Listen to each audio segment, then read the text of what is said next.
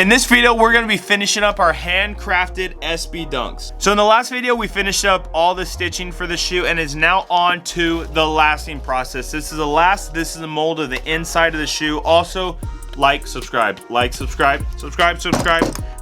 this channel if you're enjoying it. This is an SB Dunk, right? And we use this white material for the front of the tongue. We use a beautiful fabric, a rooster fabric, because why not, right? Because SB Dunks have more patterns, more pictures on the shoe, instead of just like a normal Jordan that's just solid colors, whatnot, right? We got the python going on. We got the Napa leather going on. We got the all blue suede going on, as well as the neon thread that I really love. It gives a nice pop to the shoe. That being said, I'm gonna pull out all the materials, and before you know it, we're gonna get right to the lasting process. We're gonna apply the sole onto the bottom of it, as well as skive it down so it's nice and smooth. Before you know, we're gonna have our very first Uno shoe SB Dunk. I've never made one before, and I'm having a lot of fun stitching it. So that being said, let's pull out all the material. So I got the shoe all ready to go. As you can see, I threw in some laces, get it ready for the lasting process, and I might keep this color lace in just because it matches all the stitching going on, but I think I want to go outside the box and add some custom lacing. Now, I do have to go to the store and get that later on, but that's at the very last step. But I'm just playing around with it because I might go with the white laces, might go with some other colors just to make it pop, make it change up a little bit.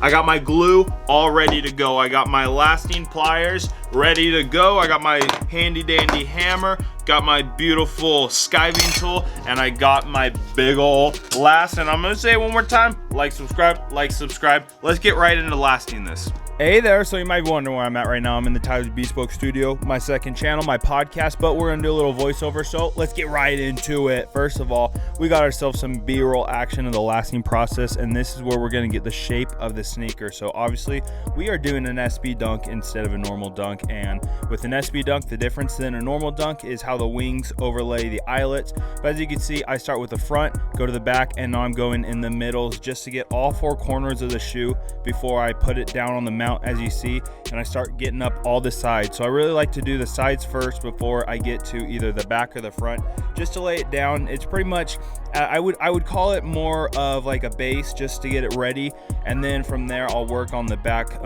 heel, just because the heel you really want to get that correct as well as the front, but I like to keep that at the very back. And as you can see, I'm using the Rain glue. I think that's the glue. The Rain, this is a clear glue that I use for the pictures on the back of the Dior sneakers. So that's what we see right here, and I'm just waiting for all the materials to dry. Okay, so now I'm starting to hammer it down, get all the leather ready to go, because I did wait for it to cure and get it all settled. So now I'm gonna take out the nails, but I'm gonna replace them. I do this a couple times, whether it's 2-3 times throughout the process on pretty much the toe and the heel. I'll nail them in, take them out, nail them in, take them out again, just to get the perfect form on the heel as well as the toe.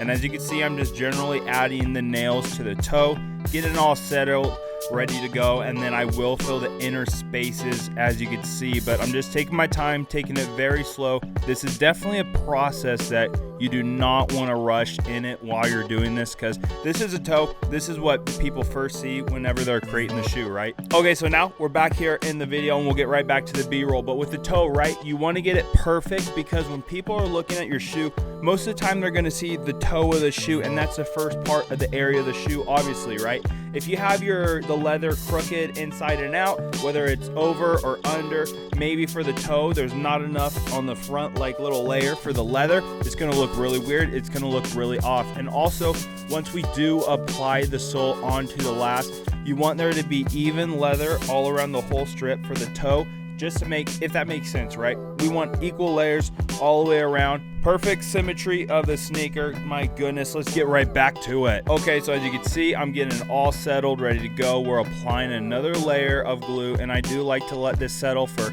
15-30 minutes or whatever. But right here, all that you see is I just hit it with the heat gun, get it all cured, and it'll get really sticky and tacky, and I start hammering that bad boy down, taking all of my lasting nails out that you can get on laceupcustoms.com, as well as a lasting board. You can get that on laceupcustoms.com as well as a toolkit. But now I'm skiving it all down.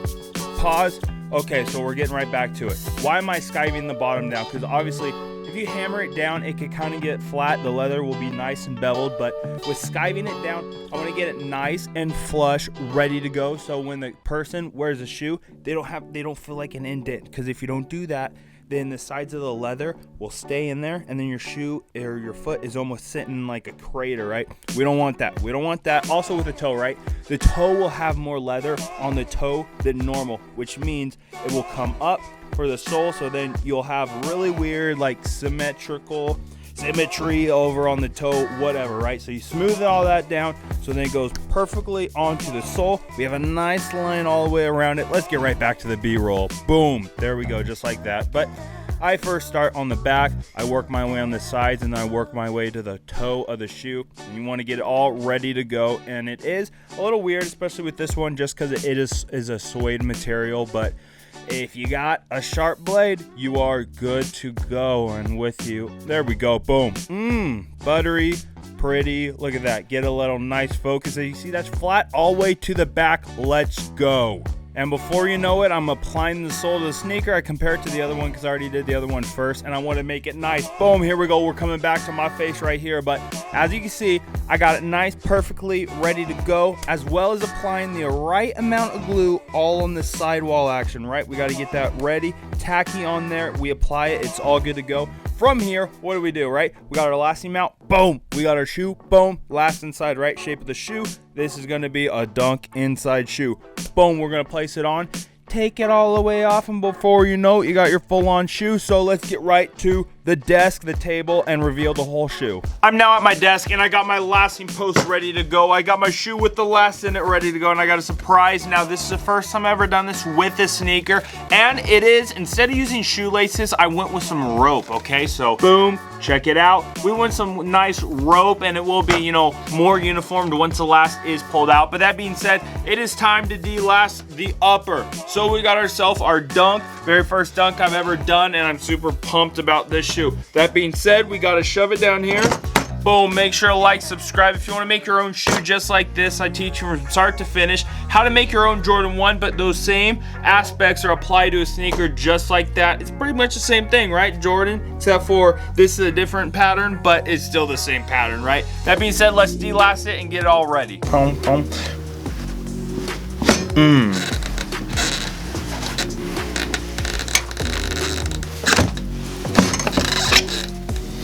And just like that, it's all finished with the rope laces. Come on now, it's such a perfect look. Now let me tighten these laces. Tighten these bad boys up a little bit, cause we don't need the shoelaces all loose like this. Come on now. Just like that, the shoe's all finished. Make sure to like, subscribe, join the shoemaking course, get all your supplies at laceupcustoms.com. Cop yourself some of the merch. Do everything, like, subscribe, turn on notifications. Thanks for watching. Have a great day.